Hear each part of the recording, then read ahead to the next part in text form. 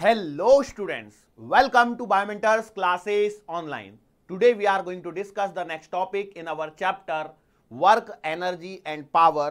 और आज की जो अपनी हेडिंग है वो है परफेक्टली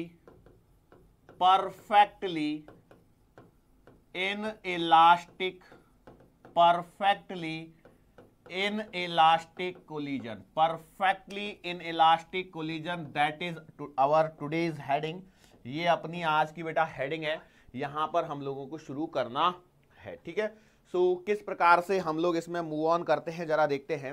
हो क्या रहा है कि आपके पास में एक पार्टिकल जिसका मास है m1 moving with velocity u1, दूसरा है आपके पास में m2 वाला जिसकी वेलोसिटी है u2। अब देखो जाहिर सी बात है u1 ग्रेटर देन u2 होगा तभी आपकी टक्कर होगी। भैया u1 ग्रेटर देन u2 होगा तभी आपकी टक्कर होगी, अदरवाइज तो टक्कर होना पॉसिबल नहीं है। टक्कर के पश्चात हो क्या रहा है, ये जो दोनों हैं ये दोनों आपस में चिपक गए, m1 वाला m2 वाला, and both are moving combinedly as a system with velocity v। तो ये टाइप का जो कोलिजन यहां पर हमको देखने को मिल रहा है उसे हम लोग नाम देते हैं परफेक्टली इनइलास्टिक कोलिजन। इसे हम लोग क्या नाम दे रहे हैं?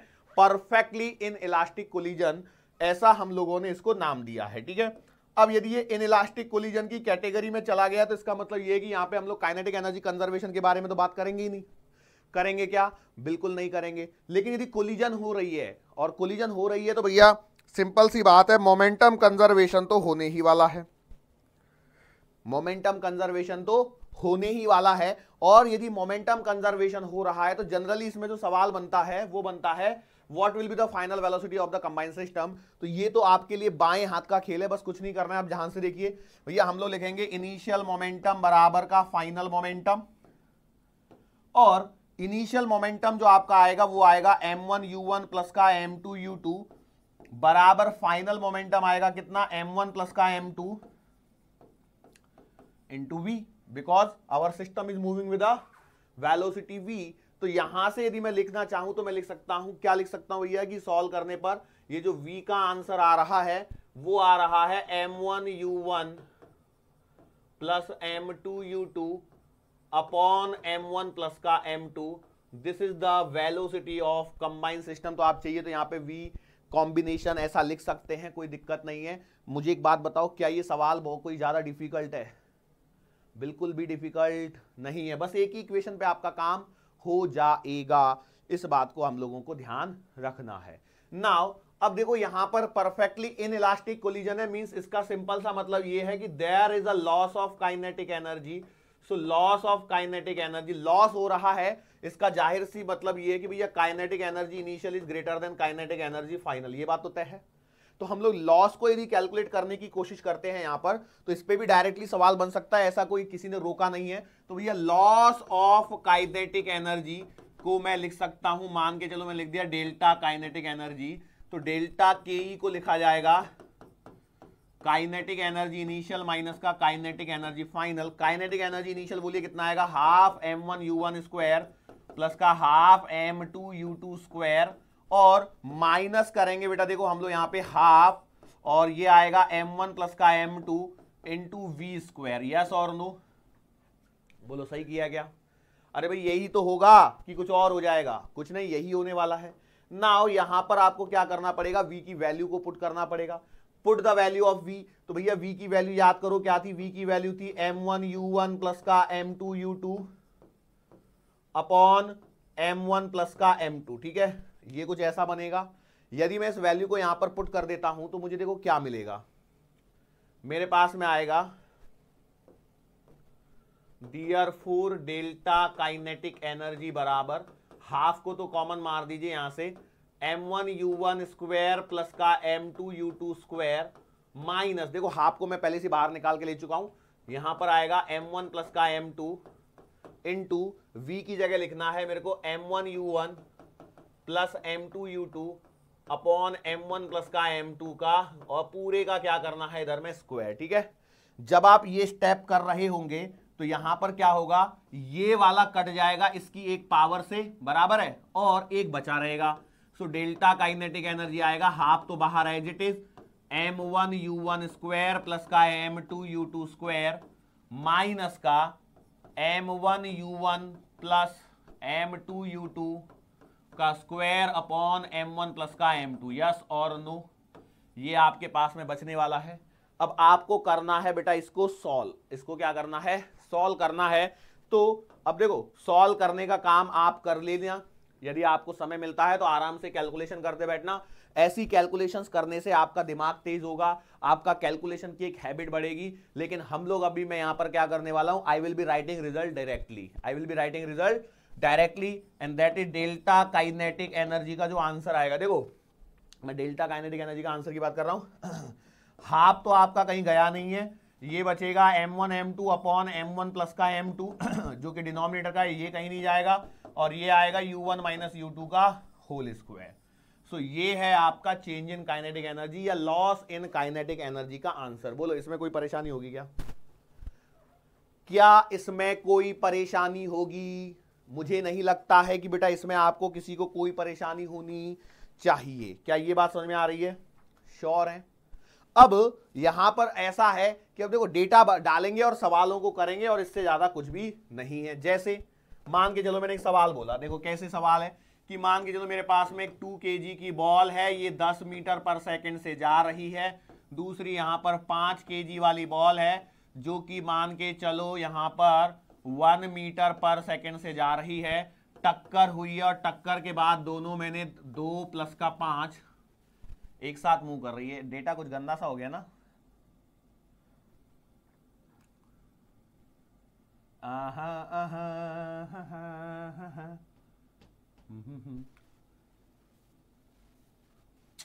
कैसा भी कर लो डेटा तो गंदा होने वाला है, मेरे को ऐसा लगता है।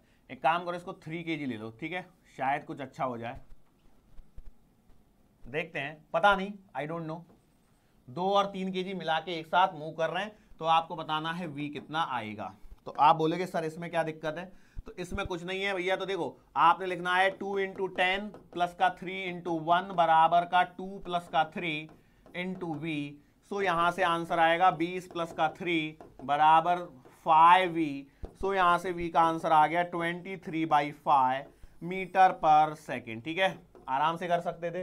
अच्छा अब देखो लॉस इन काइनेटिक एनर्जी निकालने का जो फॉर्मूला है उसको यूज करने के बजाय आई विल सजेस्ट कि आप ऐसे अलग अलग कैलकुलेट कर लीजिए। तो भैया काइनेटिक एनर्जी इनिशियल यदि आप निकालोगे तो हाफ इंटू m इंटू 10 का स्क्वायर प्लस का हाफ इंटू 3 इंटू 1 का स्क्वायर। तो भैया काइनेटिक एनर्जी इनिशियल आएगी, 2 से कटेगा 10 मतलब 100 प्लस का 3/2 मतलब कितना आएगा 101.5 जूल। और काइनेटिक एनर्जी फाइनल की यदि आप बात करते हो तो यह आएगा हाफ इंटू 3 और 2 5 इंटू 23/5 का स्क्वायर। इसको सॉल्व कर लेना और दोनों का आंसर सब्ट्रैक्ट करके निकाल लेना। या फिर आप फॉर्मूले से करने जाओगे तो डेल्टा काइनेटिक एनर्जी बराबर आएगा 1/2 इंटू m1 m2 मतलब 2 इंटू 3 अपॉन 2 प्लस का 3 इंटू u1 माइनस u2 तो 10 माइनस 1 का होल स्क्वायर। सो देखो यहां पर कितना आएगा 1/2 इंटू 6 अपॉन 5 इंटू 9 का स्क्वायर मतलब 81। ठीक है, अब इसको काट पीट लोगे तो ये 3 बार कट जाएगा, 3 एकम 3 8 16 8 3 24 243 divided by 5 joule. That is the loss of kinetic energy का आंसर। यस और नो? बोलो कोई दिक्कत होगी क्या? मुझे नहीं लगता है कि भैया ऐसी कोई प्रॉब्लम होने वाली है। यस और नो? बोलो सवाल कोई ज्यादा डिफिकल्ट सवाल है? सर ये तो बहुत ही आसान सवाल है। अब इसमें आप देखो मैं तो रैंडम डेटा ले रहा हूं, अब ये आपकी एक जिम्मेदारी बनती है। जैसे आपको प्रीवियस ईयर बोल रहा हूं मैं, प्रीवियस लेक्चर में जैसे बोला था कि डेटा लो और सवाल बनाओ प्रैक्टिस करो, डेटा लो सवाल बनाओ प्रैक्टिस करो, डेटा लो सवाल बनाओ प्रैक्टिस करो। देखो practice makes a man perfect, इसमें कोई दो राय नहीं होनी चाहिए, बिल्कुल मन में शंका नहीं होनी चाहिए। यस, बात समझ में आ रही है? तो ये जरूरी है। ठीक है, चलो तो भैया यहां तक आ गए हम लोग। अब इसके बाद में हम लोग क्या करते हैं कि भैया ये काम करने के बाद में हमारे पास में और भी तो बहुत सारी चीजें हो सकती हैं, हो सकती है नहीं हो सकती हैं। जैसे हम लोग बात कर सकते हैं, अब ये आपका जो हेड ऑन कोलिजन का जो पार्ट था वो सब खत्म हो गया। अब इसके आगे हम लोगों को बात करनी होती है और वो है ऑब्लिक कोलिजन। ठीक है, हम लोग किसकी बात कर रहे हैं? Oblique collision. अब देखो मैं आपको बता दूं ऑब्लिक कोलिजन के अंदर में मोस्टली जो आपको सवाल पूछा जाता है वो पूछा जाता है perfectly elastic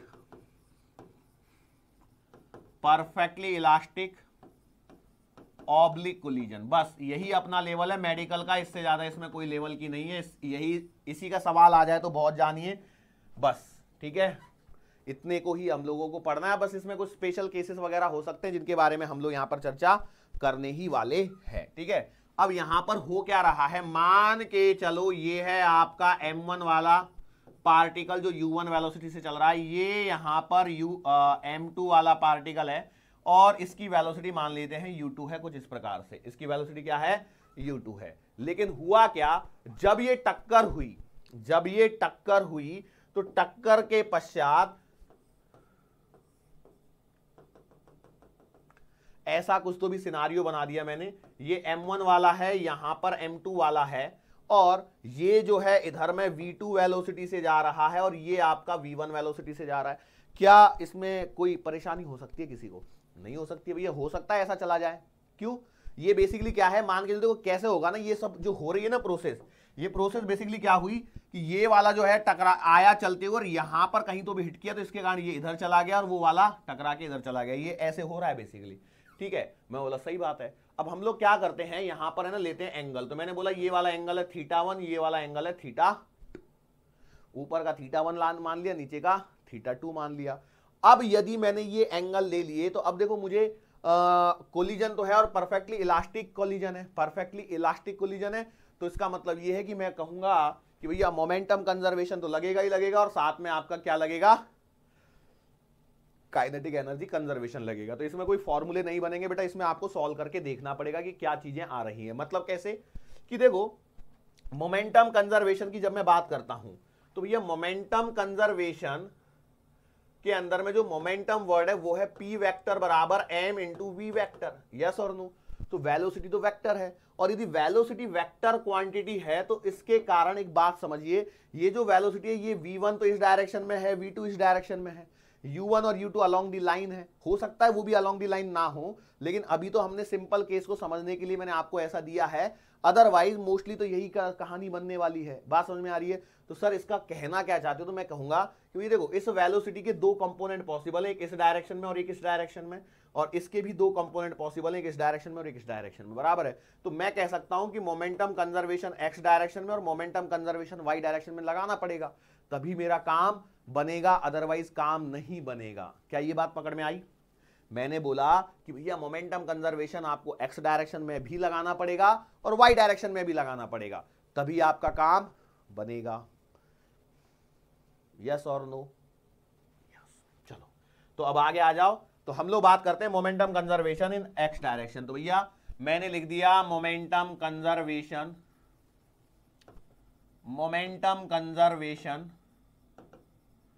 along x axis. तो क्या हो जाएगा, तो ये देखो आपने लिखना है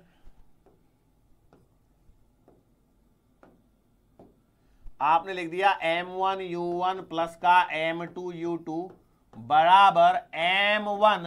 अब देखो v1 के कंपोनेंट पे फोकस कीजिए। तो भैया देखो कैसे फोकस करेंगे, तो ये एंगल है θ1, मतलब ये वाला एंगल भी कितना आएगा θ1, तो इसका ये कंपोनेंट आएगा v1 cos θ1 और ये वाला कंपोनेंट आएगा v1 sin θ1, यस और नो। इस पे यदि ध्यान दोगे तो ये कितना आएगा v2, और देखो नीचे की तरफ θ2 है तो ये भी θ2 आएगा, तो ये आएगा v2 cos θ2 और ये आएगा v2 sin θ2, यस और नो। क्या ये बात समझ में आ रही है? तो बस इसको उठा के यहां पे डाल दीजिए। तो आप लिखेंगे m1 v1 cos θ1 प्लस का m2 v2 cos θ2। ये हो गया आपका momentum conservation along x axis. एक इक्वेशन बन गई। ऐसे ही मैं बात करता हूं दूसरी इक्वेशन के लिए। पहली इक्वेशन मैंने बना दी, दूसरी इक्वेशन लिखूंगा मैं momentum conservation along Y axis. जब मैं वाई एक्सिस के अलाउंग मोमेंटम कंजर्वेशन करूंगा तो ये देखो m1 इंटू 0, क्योंकि u1 की तो कोई वेलोसिटी है ही नहीं वाई डायरेक्शन में, प्लस का m2 इंटू 0। ध्यान से देखिए मैं क्या बोलने की कोशिश कर रहा हूं, आपकी नोटबुक पे फोकस कीजिए, मेरी तो पेज चेंज हो जाता है। मैं क्या बोल रहा हूं कि भैया वाई डायरेक्शन में इसकी कोई वेलोसिटी है ही नहीं, ना ही वाई डायरेक्शन में इसकी कोई वेलोसिटी है, तो इसका तो काम खत्म। अब इसकी यदि मैं बात करता हूं तो ये देखो आफ्टर द कोलिजन v1 का एक कंपोनेंट है इस डायरेक्शन में और v2 का भी है, तो आप लिखोगे कैसे, तो आप लिखोगे equal to m1 v1 sin θ1 minus M2V2 sine theta 2। Sir ji ये माइनस कहां से आ गया? बोलो कितने लोगों के मन में शंका है कि ये माइनस कहां से आया है? रीजन समझ लीजिए, हम लोग हमेशा राइट डायरेक्शन पॉजिटिव, ऊपर डायरेक्शन पॉजिटिव, नीचे नेगेटिव, लेफ्ट नेगेटिव ऐसा करते हैं। और यहां पर जब मोमेंटम कंजर्वेशन लगा रहे हैं तो डायरेक्ट मैग्नीट्यूड कैसे लगा दोगे भैया? बात समझ में आ रही है? इसमें हमेशा वेक्टर के हिसाब से ही चलना है नोटेशंस को लेते हुए। तो M2V2 साइन थीटा 2, तो V2 साइन थीटा 2 नीचे है तो उसको मैंने नेगेटिव लेते हुए चल गया। अब जब मैं यहां से इसको निकालूंगा तो देखो मेरे पास में क्या चीजें बन जाएंगी, मेरे पास में आएगा कितना, 0 बराबर M1V1 sine theta 1 minus M2V2 sine theta 2। ये कंडीशन बन रही है यहां पे और कुछ नहीं है। तो यहां से लिख सकता हूं M1V1 साइन थीटा 1 बराबर M2V2 साइन थीटा 2। लो भैया एक इक्वेशन ये बन गई आपके पास में, पहली इक्वेशन ये थी। अब मोस्टली आपको M1U1 M2U2 थीटा 1 थीटा 2 तो देगा ही देगा, तो आपको V1 और V2 निकालने हैं। बस ये दो इक्वेशन से काम बन जाएगा। और यदि नहीं भी बनता है तो आपके पास में एक और इक्वेशन आपकी मदद के लिए हमेशा तैयार है, और वो है आपकी काइनेटिक एनर्जी कंजर्वेशन। इसको भी तो लगाओगे। क्यों लगाओगे? क्योंकि मैंने बोला है ऑब्लिक कोलिजन है, वो बात सही है, लेकिन मैंने कौन सी कोलिजन बोली है? Perfectly elastic. यदि परफेक्टली इलास्टिक नहीं होगी तो नहीं लगा पाओगे, लेकिन अभी तो लगा सकते हो। और लगाओगे तो आपका बनेगा हाफ M1U1 स्क्वायर प्लस का हाफ M2U2 स्क्वायर बराबर हाफ M1V1 स्क्वायर प्लस का हाफ M2V2 स्क्वायर। हाफ सब जगह से कट जाएगा तो ये आएगा M1U1 स्क्वायर प्लस का M2U2 स्क्वायर बराबर M1V1 स्क्वायर प्लस का M2V2 स्क्वायर। ये आपके पास में यहां पर एक और इक्वेशन आ गई। तो इन इक्वेशंस की मदद से आप आपके डिजायर्ड वेरिएबल्स जो अननोन होंगे उन्हें आप कैलकुलेट कर सकते हो। क्या ये बात समझ में आ रही है? यस और नो? बिल्कुल ठीक है। अब यहां पर कुछ स्पेशल केसेस वगैरह बन जाते हैं जिनको हम लोगों को देखने की जरूरत रहेगी। अब स्पेशल केसेस मैं कैसे बना सकता हूं? मान के चलो दोनों का मास सेम है तो क्या होगा, दोनों का मास सेम नहीं है तो क्या होगा, और क्या सोच सकते हो कि भैया दोनों में से एक रेस्ट पर है तो अब क्या होगा। भाई वही तमाम केसेस बनेंगे, इसके अलावा और कोई केस नया क्या बना दोगे? कोई नया कोई केस आप सोच सकते हो? पहले तो ये बात बताओ, कोई नया केस आपके दिमाग में आता है? आई डोंट थिंक सो कि आपके दिमाग में कोई नया केस यहां पर आएगा। सर जी आप ऐसा क्यों बोल रहे हैं? क्योंकि भैया यही तो यहां पर मैक्सिमम पॉसिबिलिटी बनती है। यस और नो? बस इतना ही ध्यान रखना है। इसके बाद में इस सवाल इसमें आपको क्या करना है, देखो बेसिकली मैं आपको बता दूं, now this topic is totally off practice only. अब हम चाहें तो सवाल कर सकते हैं, जो जो चाहिए सवाल हम लोग कर देते हैं और करते हैं सवालों को। जैसे मान के चलो मैंने बोला, देखो सवाल को जैसे लिखा रहेगा, क्वेश्चन को आधा डेटा ले रहा हूं मैं डायग्राम से। मैंने लिया, मान चलो ये है आपके पास में ये है आपके पास में 10 kg की बॉल जो जा रही है मान के चलो 5 मीटर पर सेकेंड से। यहां पर दूसरी बॉल है 5 kg वाली जो जा रही है 2 मीटर पर सेकेंड से। आफ्टर द कोलिजन हुआ ये है कि both move perpendicular to each other, one at 30, तो दूसरी बात है सिंपल सी बात है 60 डिग्री पर है। तो आपको बताना है इसकी वेलोसिटी और इसकी वेलोसिटी कितनी होगी। ठीक है, तो अब देखो मैंने ऐसे बना दिया, हो सकता है एग्जामिनर ऊपर M2 को दे दे, नीचे M1 को दे दे। बात समझ में आ रही है? या फिर मेरे को यहाँ पे लिखना चाहिए था भैया ये 10 kg वाला है और ये 5 kg वाला है। अब आपको इनकी वेलोसिटीज बतानी है। तो मैंने इसको मान लिया U1, इसको मान लिया U2। तो 10 kg वाले के लिए इसे मैं ले लूंगा V1 और इसे ले लूंगा V2। बोलो मोमेंटम कंजर्वेशन लगाओ। पहला अलोंग एक्स एक्सिस, तो आपने लिखना है सर जी अलोंग एक्स एक्सिस कितना आएगा 10 × 5 प्लस का 5 × 2 बराबर क्या हो जाएगा। तो आप देखो 10 वाले के लिए लिखोगे तो कितना आएगा। एक्चुअली काम करता हूं, सुनो थोड़ा सा मैं चेंज कर रहा हूं मेरे साइड से। और वो चेंज मैंने क्या करना है देखो, मैंने ले लिया इस एंगल को 37 डिग्री और इस एंगल को ले लिया 53 डिग्री। ठीक है, हालांकि दोनों भी 37 ले सकता हूं मैं, कैसे भी दे सकता हूं, वो एक अलग मुद्दा है। मैं 37 लेके कर रहा हूं। उसका फायदा ये होगा कि आपको कैलकुलेशन में थोड़ी सी आसानी हो जाएगी। कैसे? तो इसका कंपोनेंट आएगा 10 v1 cos 37 plus 5v2 cos 53 degree बराबर है। इसको सॉल्व करो, कितना आएगा 10 और 5 50 और 10 60 बराबर 10 v1 cos 37 कितना होता है 4/5 प्लस का 5 इंटू v2 प्लस का cos 53 कितना होता है 3/5। तो यहां पर देखो क्या करामात कर सकते हो आप लोग, 5 से 5 को उड़ा दो, 5 से इसको काट लो 2 बार, ठीक है। तो यहां पर आएगा कितना 60 बराबर 4 दूना 8 v1 प्लस का 3v2। ये एक इक्वेशन बन गई आपके पास में अलोंग एक्स एक्सिस लगाने से। और now you will be applying momentum conservation along the y axis. So momentum conservation along Y axis, बोलो फटाफट, आपको ही करना है सब कुछ। तो भैया देखो यहां पर शुरुआत में तो भैया 10 इंटू 0 प्लस का 5 इंटू 0 बराबर बोलो क्या आएगा, तो ये आएगा 10 into v1 into sine 37 minus का 5 into v2 into sine 53। Yes और नो, बोलो सही है। तो आप लिख दीजिए, तो यहां पर आएगा इट इंप्लाई 0 बराबर 10 v1 साइन 37 कितना होता है 3/5 माइनस 5 v2 साइन 53 कितना होता है 4/5। सो यहां से देखिए क्या आ जाएगा, 5 से 5 कटेगा, कैंसलेशन भी करिए फटाफट करिए। देखो 5 से 5 काटो, 5 से काटोगे 2, तो ये आएगा 3 2 जा 6v1 बराबर 4v2। सर ये कैसे आ गया भैया, मैं माइनस के साइड को उधर में लेके चला गया पहले से एक स्टेप में। तो यहां से देखिए आपके पास में v2 बराबर आ जाएगा कितना 3/2v1, सही है क्या। अरे भाई v2 बराबर 3/2v1 कैसे आया, 4 से काटोगे 2 बार, ये 3 बार कटेगा और 2 नीचे डिनोमिनेटर में चला जाएगा, ठीक है।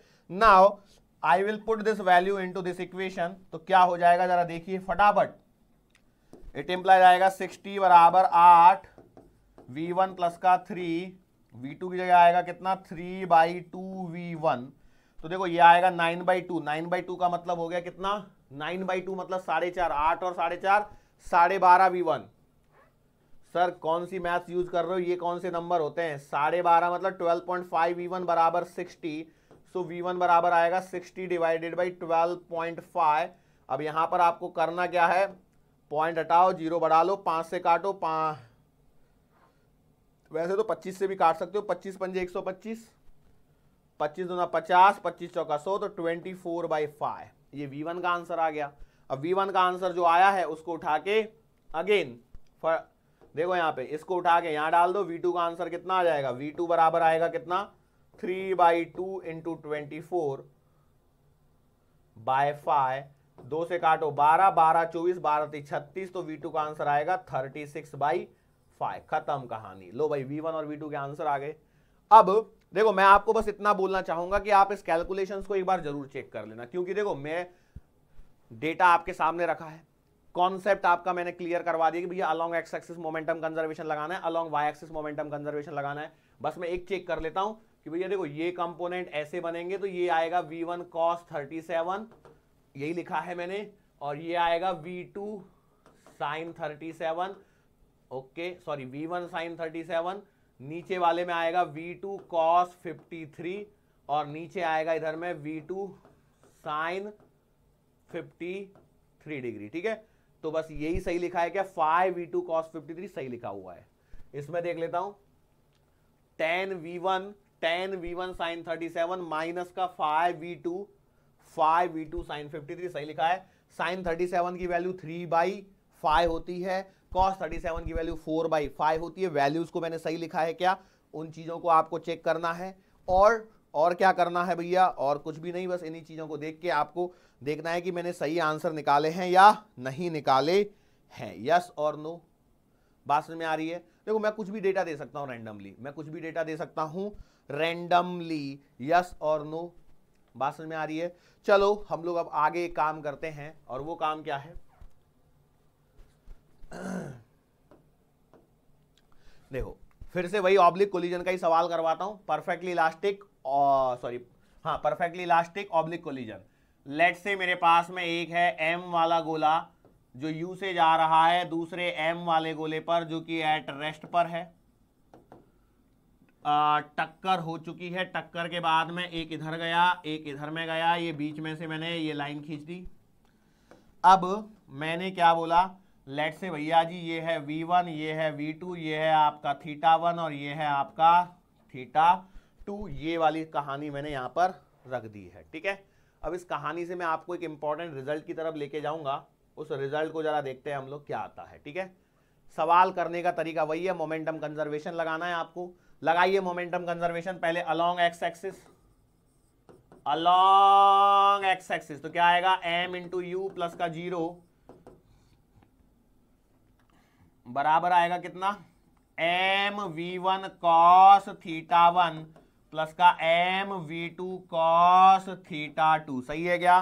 देखो m कट जाएंगे तो u बराबर आएगा v1 cos θ1 प्लस का आएगा v2 cos θ2। ये आपके पास में एक इक्वेशन निकल के आ चुकी है, इसे इक्वेशन नंबर 1 मान लीजिए। नाउ मोमेंटम कंजर्वेशन लगाना है आपको अलोंग वाई एक्सिस, तो अलोंग वाई एक्सिस लगाओगे तो कैसे आएगा, फटाफट बोलिए। तो ये आएगा 0 बराबर का m into V1 sine θ1 minus m into V2 sine θ2। यहां तक, तो यहां से सॉल्व कीजिए तो ये आएगा आपको V1 साइन θ1 बराबर का V2 साइन θ2। यस और नो? बोलो ये रिलेशन समझ में आया? ये रिलेशन समझ में आया? सर ये रिलेशन समझ में तो आ गया कि V1 साइन θ1 बराबर V2 साइन θ2 बन रहा है, कोई दिक्कत नहीं है, इसको भी हम लोग मान लेते हैं। नाउ एक और चीज, वो क्या है, एनर्जी कंजर्वेशन। सर जी काइनेटिक एनर्जी कंजर्वेशन लगा लीजिए। सर लगा लेते हैं, तो ये आएगा mu स्क्वायर प्लस का 0, सॉरी हाफ रह गया, हाफ mu स्क्वायर बराबर half 0 half m v1 square plus का हाफ m v2 स्क्वायर। यहां से देखिए क्या आएगा, हाफ m सब जगह कटेगा तो आएगा u स्क्वायर बराबर v1 स्क्वायर प्लस का v2 स्क्वायर। ठीक है, ये एक रिलेशन बन गया। हमारे पास में टोटल कितने रिलेशन आ गए, 3 रिलेशन आ गए। हमारे पास में कितने रिलेशन आ गए, 3 रिलेशंस यहां पर आ चुके हैं। यस और नो? मैंने बोला सही बात है। अब देखो, अब मैं क्या करता हूं,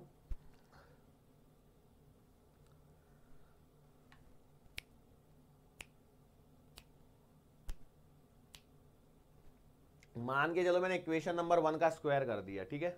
तो ये हो जाएगा u स्क्वायर बराबर v1 cos θ1 v1 square cos square θ1 plus का v2 square cos square θ1 sorry θ2 plus का 2v1 v2 cos θ1 cos θ2। ऐसा कुछ तो भी रिजल्ट यहां पर देखने को मिलेगा। यस और नो? फटाफट से बोलो, यही रिजल्ट मिलेगा क्या? u स्क्वायर बराबर v1 square cos square θ1 plus का v2 square cos square θ2 plus का 2v1 v2 cos θ1 cos θ2। सो यहां से मैं कह सकता हूं कि v1 स्क्वायर प्लस का v2 square is equivalent to v1 square cos square θ1 plus का v2 square cos square θ2 plus का 2v1 v2 cos θ1 cos θ2। Yes और नो? अब यहां से आगे थोड़ी सी है बेटा मैथमेटिकल कैलकुलेशंस। वो कैसे? देखो मैं क्या कर सकता हूं, ये v1 वालों को एक साइड ले लेता हूं, ठीक है। मैंने क्या किया, v1 वाले को एक साइड ले लिया, v2 वाले को एक साइड लेके गया, तो क्या हो जाएगा जरा देखिए। होगा ये कि यदि आपने v1 वाले को स्क्वायर ले लिया एक साइड में तो कॉमन आएगा, तो 1 माइनस का आएगा cos θ1 बराबर है, और प्लस का v2 स्क्वायर वाले को ले लूंगा तो ये भी आएगा 1 माइनस का cos θ2 और बराबर में बचेगा 2v1 v2 cos θ1 cos θ2। Yes और नो? क्या यही वाली चीज बचेगी कि नहीं बचेगी? आपने बोला सर बच तो यही रही है। भैया बच तो यही रही है। यस और नो? अब मैं आपको एक फॉर्मूला रिकॉल करवाता हूं, देखो कैसे। Sine square theta plus cos square theta का मतलब होता है 1, ठीक है। तो 1 माइनस साइन स्क्वायर थीटा का मतलब क्या आता है, कॉस स्क्वायर थीटा आता है, ये बात आप जानते हैं। दूसरा एक और formula, cos square theta minus का साइन स्क्वायर थीटा बराबर होता है कॉस 2 थीटा, ठीक है। अब यहां पर देखिए आप किसी कॉस स्क्वायर थीटा की यदि मैं वैल्यू लिख दूं यहां पे 1 माइनस साइन स्क्वायर थीटा बराबर है, और ये माइनस का साइन स्क्वायर थीटा, तो बराबर क्या आ गया कॉस 2 थीटा। अब इसको इधर और इसको इधर लेके आऊंगा तो 1 माइनस का कॉस 2 थीटा बराबर आता है 2 साइन स्क्वायर थीटा। तो यहां से देखिए साइन 1 माइनस कॉस 2 थीटा का मतलब होता है 2 साइन स्क्वायर थीटा, यस और नो। तो ऐसे ही यहां पर इस रिजल्ट को यूज करना है हम लोगों को, मतलब यहां पे थोड़ी सी अभी कैलकुलेशन, अभी कॉम्प्लिकेटेड सिचुएशन यहां पर बनने लग गई है आपके लिए। कैसे कॉम्प्लिकेटेड सिचुएशन बन रही है, तो आप देखोगे तो यहां लिखोगे v1 square 1 minus cos 2 theta को लिखोगे क्या 2 sine square theta 1/2 plus v2 square 2 sine square theta 2/2। एक काम करता हूं मैं इस रिजल्ट के लेके आने के चक्कर में मैं आपका समय ज्यादा बर्बाद कर दूंगा, अभी मुझे ऐसा ही फील आ रहा है। एक काम करते हैं, छोड़ो इस रिजल्ट को हटाओ, इसको सबको गोली मारो, मैं आपको काम इंपॉर्टेंट चीज बता देता हूं, समय क्यों वेस्ट करना। रिजल्ट ये है, सुनो रिजल्ट पे फोकस करते हैं, इसको निकालने जाएंगे तो समय ज्यादा जाएगा मेरा। ये है m मास का गोला, यदि ये u वेलोसिटी से जा रहा है, ये है m वाला, ये एट रेस्ट है, और आफ्टर कोलिजन यदि ये आफ्टर कोलिजन की यदि हम लोग बात करते हैं तो ये लाइन वाली हो गई, यहां से ये ऐसे और ये ऐसे गया, ये है आपका m1 वाला और ये है आपका m2 वाला, ये है θ1 और ये वाला है θ2। यहां पर मैंने बोला है परफेक्टली इलास्टिक कोलिजन है। देखो यहां पर ध्यान रखना, मैंने क्या बोला है, परफेक्टली इलास्टिक कोलिजन है। इस पे सवाल बनता है इसलिए मैं आपको बता रहा हूं। यदि ये सारी चीजें यहां पर फुलफिल हो गई, कौन कौन सी चीजें, ये वाला जितना मैंने लिखा है, यदि ये चीजें फुलफिल हो जाती हैं, हरे में जो लिखा है, एक m मास वाला गोला यदि u वेलोसिटी से चलते हुए रेस्ट पर किसी दूसरे गोले से टकराता है, और उसके बाद में मान के चलो इनकी जो वेलोसिटी है ये v1 और ये v2 ऐसे जो जा रही हैं, तो उस केस में जो θ1 और θ2 बनता है, इनका एक रिलेशन होता है, वो होता है θ1 प्लस का θ2 बराबर π/2। ये दोनों जो हैं, मतलब रेस्ट वाले गोले से यदि u वेलोसिटी से कोई गोला आके टकराता है और दोनों का मास यदि सेम है, तो इनका जो एडिशन आएगा वो 90 डिग्री आएगा। वो कितना आएगा, 90 डिग्री। इंपॉर्टेंट रिजल्ट है, स्टार करके रख लेना, याद रखना है। मैं चाहता तो मैं इसे डिराइव कर सकता था, लेकिन ये 10-15 मिनट और खाएगा मेरे कम से कम इस डेरिवेशन में, और हो सकता है कहीं बीच में हम लोग यदि कहीं थोड़ा भी यदि चूके, लेफ्ट राइट थोड़ा भी इधर उधर हुआ एडजस्टमेंट में, इसमें पूरा खेल होता है। देखो ये जो डेरिवेशन होता है ना, उसमें सब एडजस्टमेंट का खेल होता है। मतलब आपको पता होना चाहिए कि इस स्टेप के बाद में यही स्टेप लेना है। यदि आपने उस स्टेप को कोई वहां पे मिस कर दिया ना, तो वो आपका रिजल्ट जो डिजायर्ड रिजल्ट है वो जल्दी से मिलता नहीं है, ठीक है। तो इसलिए मैं आपको बोलना चाहूंगा कि भैया इस समय को बचाइए और ये यहाँ पर इसको डायरेक्टली याद रखिए। वैसे मैंने यहाँ पे कुछ आपको फॉर्मूले जरूर बतवा दिए जो आपके काम आ सकते हैं कहीं नियर फ्यूचर में, ठीक है। कहीं नियर फ्यूचर में ये फॉर्मूले आपको काम आ सकते हैं, इसका ध्यान रखेंगे, ठीक है। जैसे अब मैं इस पे सवाल की बात करता हूं, सवाल कैसा होता है, देखो सवाल ऐसा पूछा जाता है, देखो सवाल ऐसा पूछा जाता है, यहां पर एक 5 किलोग्राम का गोला है जो 10 मीटर पर सेकंड से जा रहा है, दूसरा भी 5 किलोग्राम का गोला है, एट रेस्ट पर है। बोल दिया कि collision is perfectly elastic, collision is perfectly elastic, ऐसा उन्होंने बोल देते हैं।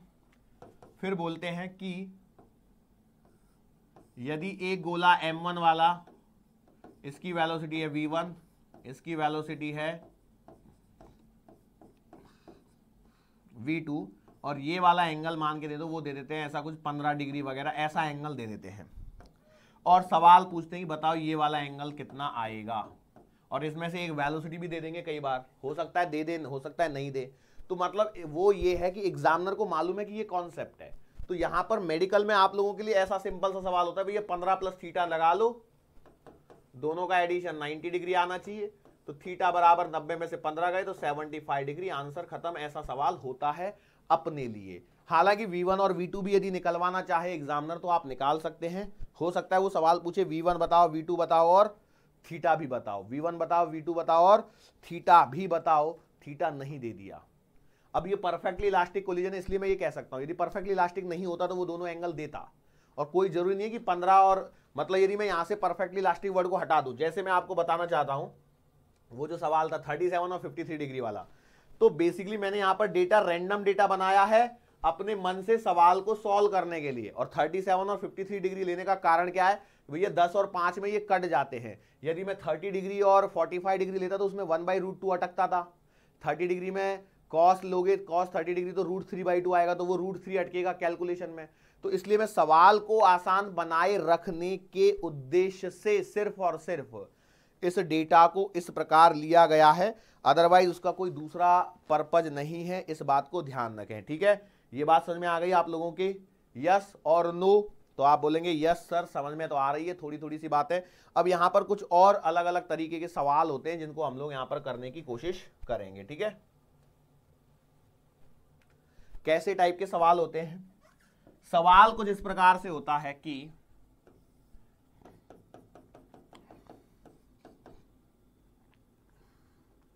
यहां पर आपके पास में एक रेत का बोरा सा है ऐसा, जिसका मास m है, ठीक है, जिसका मास m है, या प्लैंक मान लीजिए, रादर देन रेत का बोरा प्लैंक मान लीजिए। क्यों? रेत के बोरे में तो मैं एक और सवाल ऐड कर सकता हूं कि भैया गोली आके टकराई और उसमें से मिट्टी गिरने लग गई, तो वो हम लोगों के लेवल का सवाल नहीं है, सवाल फिजिक्स का ही है। इस बात को देखो, एक बात को हमेशा समझने की कोशिश कीजिए, हम लोग जो पढ़ रहे हैं वो अपने मेडिकल एंट्रेंस के लेवल के हिसाब से पढ़ रहे हैं। मतलब हम चाहें तो सवाल बहुत सारे बना सकते हैं, लेकिन हम लोगों को किस बात का ध्यान रखना है कि हमारे लिए वो सवाल का औचित्य है या नहीं है, ठीक है। अब मैंने क्या बोला, ये एक स्ट्रिंग है, ये मास लेस स्ट्रिंग है, ये मास लेस स्ट्रिंग से मैंने क्या कर दिया, इस m मास के गोले को प्लैंक को लटका दिया, जिसका मास कैपिटल M है।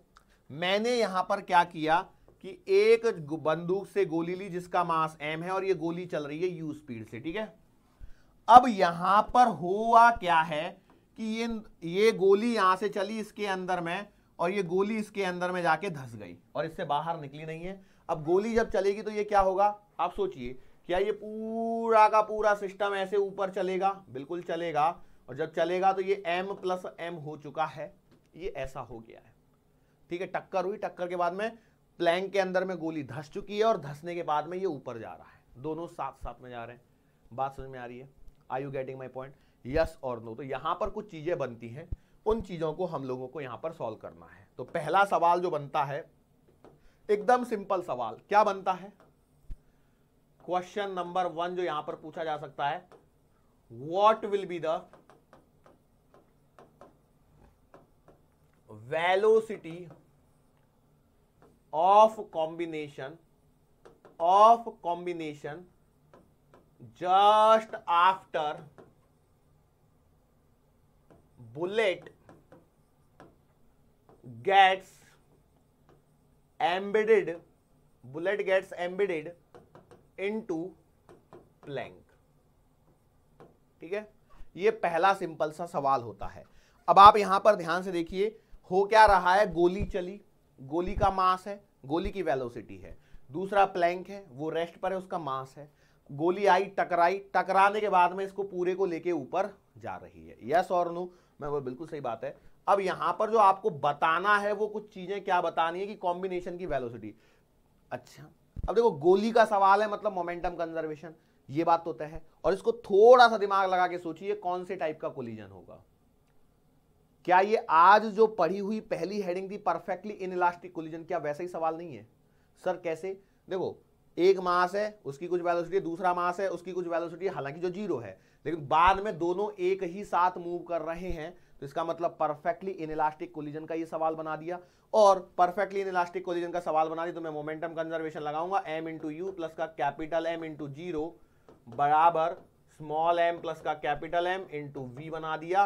तो यहां से सॉल्व करिए तो v आएगा कितना, m×u अपॉन m प्लस का capital M। This is the answer of v। ये क्या है, velocity of the combination. This is the velocity of the combination. क्या ये बात समझ में आ गई? यस और नो? आपने बोला सही बात है। अब एक और सवाल यहां पर बनता है, वो ये है कि लेट्स से ये जो स्ट्रिंग है इसकी लेंथ l मान लीजिए, और यहां पर बनने वाला एंगल है ये थीटा, ठीक है। ये कितना एंगल बना है, थीटा। अब ये अपने पाथ से ऐसे ऊपर जा रही है, तो मान लीजिए ये एक लाइन है और ये एक सेंटर लाइन है। तो सवाल ये है कि ये कितना ऊपर उठा है, ठीक है।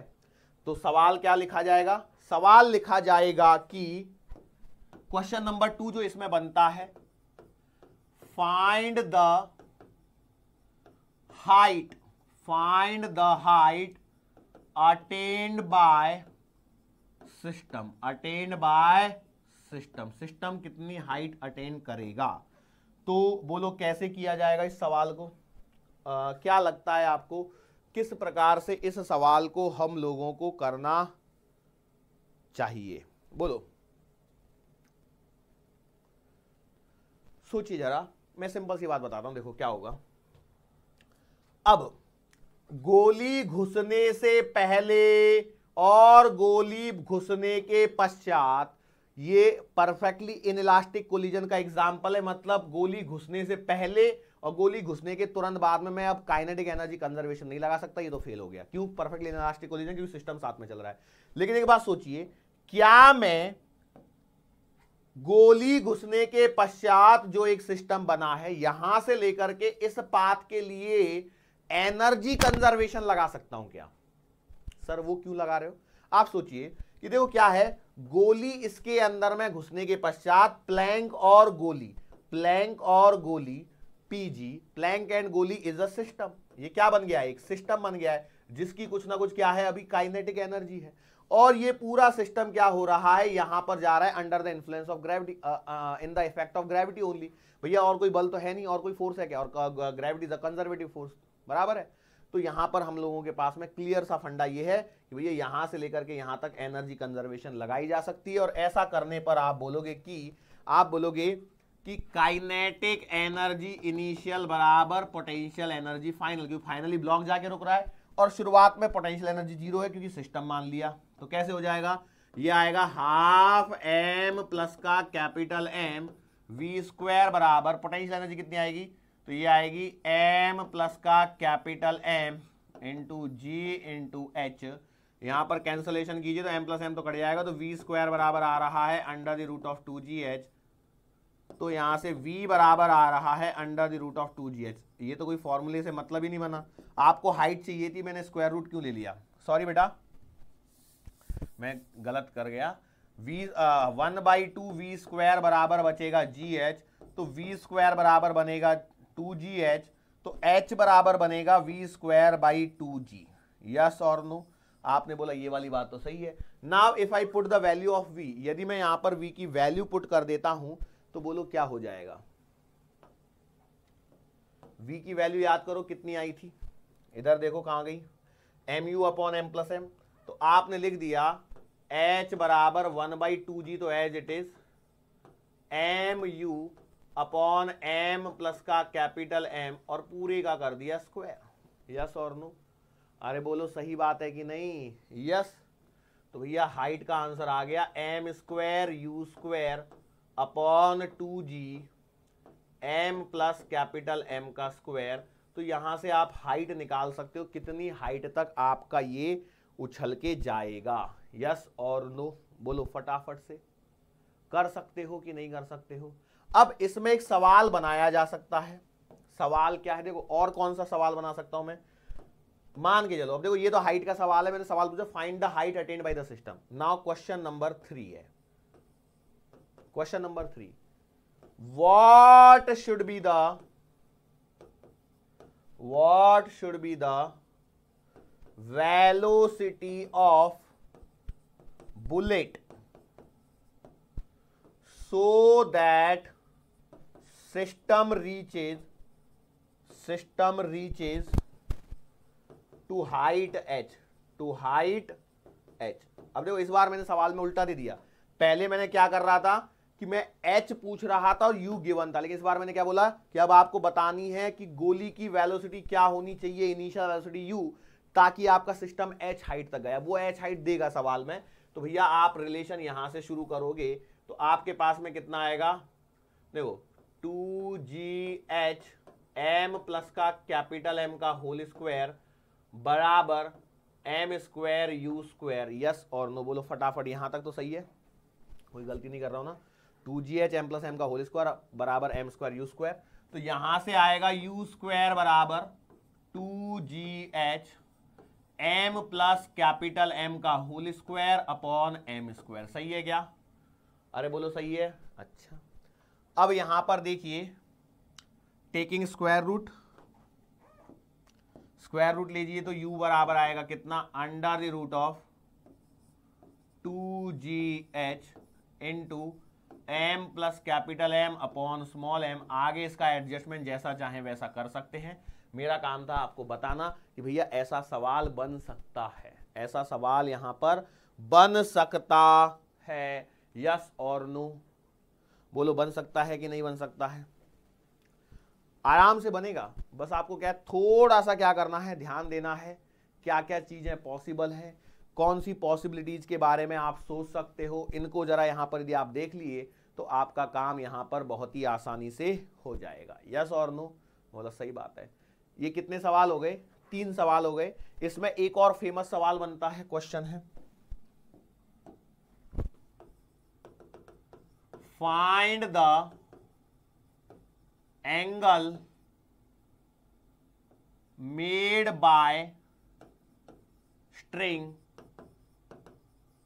From vertical if length of string is L। Length of string is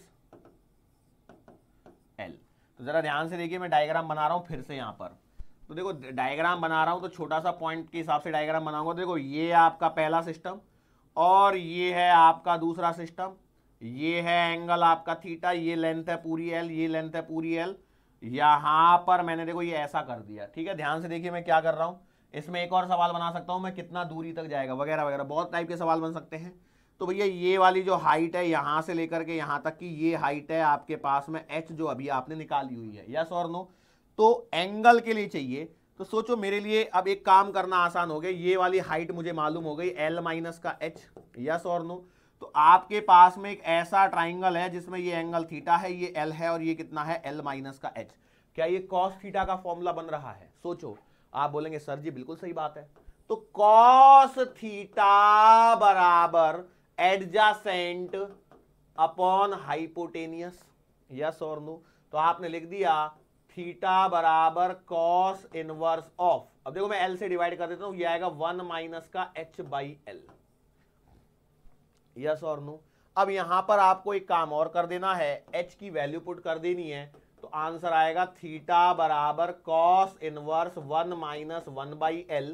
देखो मैंने 1 बाई L लिखा और h की वैल्यू मैं यहां से लेके आता हूं। किधर गई h की वैल्यू? m square U square upon 2g, m square U square upon 2g m plus capital M the whole square. This is the final answer. अब आप इसे चाहें तो अच्छे से सजा के लिख सकते हैं, थीटा बराबर cos inverse 1 minus m square U square upon 2gl m plus का m का होल स्क्वायर। अब इसमें भी आगे आप चाहें तो थोड़ा सा और एडजस्टमेंट कर सकते हैं, इसको क्रॉस मल्टीप्लाई करो, सॉल्व करो, एटसेट्रा एटसेट्रा। ये सारी चीजें यहां पर पॉसिबल हैं जो मैंने यहां पर आपके सामने लिख के बताई है, और ये पॉसिबल क्वेश्चंस हैं जो मैंने यहां पर आपको फॉर्मूले के फॉर्मेट में करवाए हैं। बाकी यहां पर आपका लॉस ऑफ काइनेटिक एनर्जी तो परफेक्टली इनइलास्टिक कोलिजन में जैसे करवाया बिल्कुल वैसे ही होगा, क्योंकि दोनों एक ही लाइन के लॉग चल रहे हैं। तो आपका फॉर्मूला जो आता था 1/2 m1 m2 upon m1 plus का m2 into u1 minus u2 का होल स्क्वायर। तो वहां से आप लॉस इन काइनेटिक एनर्जी भी निकाल सकते हैं। देखो मैं लिख देता हूं अगला सवाल, क्वेश्चन नंबर 5 जो यहां पर पूछा जा सकता है, what is the loss in kinetic energy. तो भैया देखो what is the loss in kinetic energy, तो आप लिखोगे लॉस इन काइनेटिक एनर्जी का फॉर्मूला आपको डायरेक्टली आता है। वो कितना आता है, half m1 m2 upon m1 plus का m2 into u1 minus u2 का होल स्क्वायर। अब कई लोग बोलेंगे सर आपको ऐसा नहीं लगता ये फॉर्मूला कुछ आप गलत लगा रहे हैं? बोलो सर क्यों? तो सर जी ये फॉर्मूला था आपका perfectly in elastic head on collision का। तो मैं बोला सही बात है, perfectly elastic head on collision. तो भैया देखो ना, ये आपकी गोली आई, ये आपकी गोली आई और ये आपका ब्लॉक रहा, सीधी सीधी तो टक्कर हुई है, और दोनों बाद में साथ में ही मूव कर रहे हैं। तो टक्कर के जस्ट आफ्टर बाद तक यदि मैं देखता हूं, टक्कर के तुरंत बाद में देखोगे तो वही तो सिचुएशन है। बाद में वो रस्सी के प्रभाव में ऊपर गया वो एक अलग बात है, अदरवाइज वो जाना तो सीधा ही जाता था। यस और नो? जाना तो वो सीधा ही चाहता था, तो इसलिए मैं यहां पर ये लगा सकता हूं। और यदि मैंने यहां पर ये लगाया तो यहां पर देखो m1 बराबर आ जाएगा स्मॉल m, m2 बराबर आ जाएगा कैपिटल M, और u2 बराबर आएगा 0। Put the values and solve it. देखो आज के लेक्चर में आपको बहुत सारी चीजें बस डायरेक्टली ध्यान रखने वाली चीजें बहुत मिली हैं। अब जाहिर सी बात है आज ध्यान रखोगे तभी तो कल आके सॉल्व करोगे, यस और नो। तो आपका डेल्टा के ई का जो आंसर आ रहा है वो आ रहा है M M U square upon 2m plus का कैपिटल M, दैट्स इट। मेरा ये आंसर यहां पर निकल के आ रहा है M M U square upon 2m plus का M कैपिटल M, जो मैंने यहां पर आंसर निकाल दिया है। और वैसे अब यहां से आगे हम लोग अभी नहीं बढ़ पाएंगे क्योंकि यहां से आगे हम लोगों को अभी न्यूमेरिकल्स ही करने हैं, लेकिन आज की समय सीमा जो है वो समाप्त हो चुकी है। तो मैं क्या करता हूं, एक बार रिकॉलिंग करवा देता हूं। देखो परफेक्टली इनइलास्टिक कोलिजन हम लोगों ने आज सीखा है, m1 u1 m2 u2 u1 greater than u2, टक्कर होगी, कायम मोमेंटम कंजर्वेशन लगने ही वाला है, इसको हम लोग कभी भी अवॉइड नहीं कर सकते हैं। ये यहां पर निकाला तो यहां पर v बनेगा, that is v of combination m1 u1 plus m2 u2 upon m1 plus का m2, इसी फॉर्मूले से किया। दूसरी बात यहां पर परफेक्टली इनइलास्टिक कोलिजन है, मतलब kinetic energy initial is greater than kinetic energy final, तो यहां पर काइनेटिक एनर्जी का लॉस होगा, उसे मैंने सॉल्व करने की कोशिश की, फॉर्मूला निकाला half m1 m2 upon m1 plus m2 u1 minus u2 का होल स्क्वायर।